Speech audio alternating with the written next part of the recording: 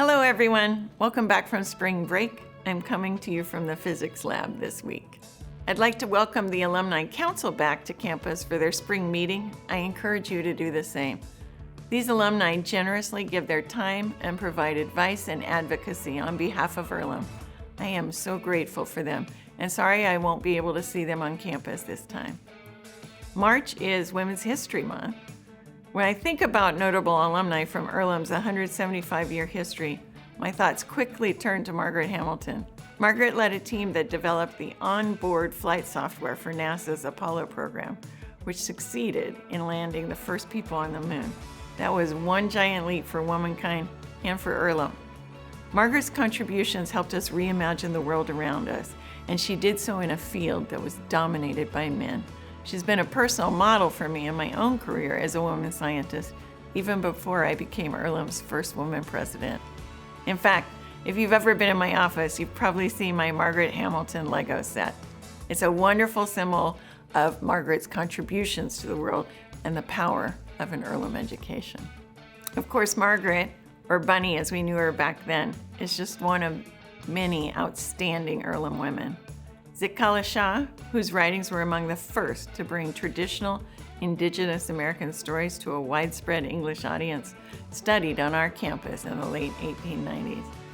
Simone Leigh from the class of 1990 is an extraordinary artist and sculptor and the first Black woman to represent the United States at the Venice Biennale. Sumaya Tora, class of 2020, is the first woman from Earlham and the first Afghan to win the Rhodes Scholarship. She's doing exciting work in her time at Oxford.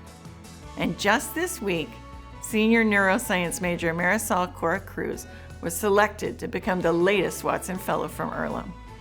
The title of her project is Understanding Maternal Healthcare Around the World. Her project will take her to Bolivia, England, and Germany. You can read more about Marisol and her project in the news section of our website. Before I moved on to other topics, I also want to celebrate my senior leadership team, which is one of the only majority women cabinets in the country.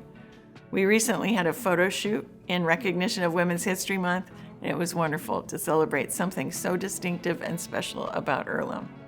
If you read my campus-wide email last week, you know the board recently concluded its March business meeting just before spring break. I won't repeat everything I shared with you previously, but I want to share some of the highlights from the meeting that are positioning the college for continued success. First, the board approved the first phase of construction on our new donor-funded softball facility.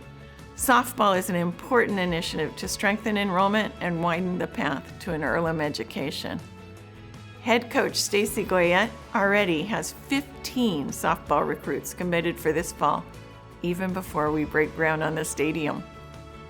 That's not the only success story in our recruitment of the class of 2027.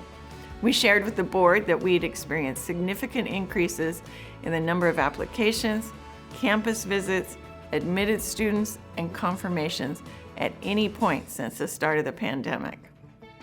The board also heard a report on the Residential Action Plan, which calls for renovations to campus residence halls and Earlham-owned houses on College Avenue. Renovation priorities include lobby expansion in Bundy Hall, along with new surfaces and fixtures in kitchens and bathrooms, updated flooring and reconfigured community spaces at the U, and upgraded hallway flooring and student lounge spaces in Barrett and Olviandis. These changes, along with the construction of a new food and dining development at the corner of National Road West and College Avenue, are important aspects of our commitment to improving the student experience.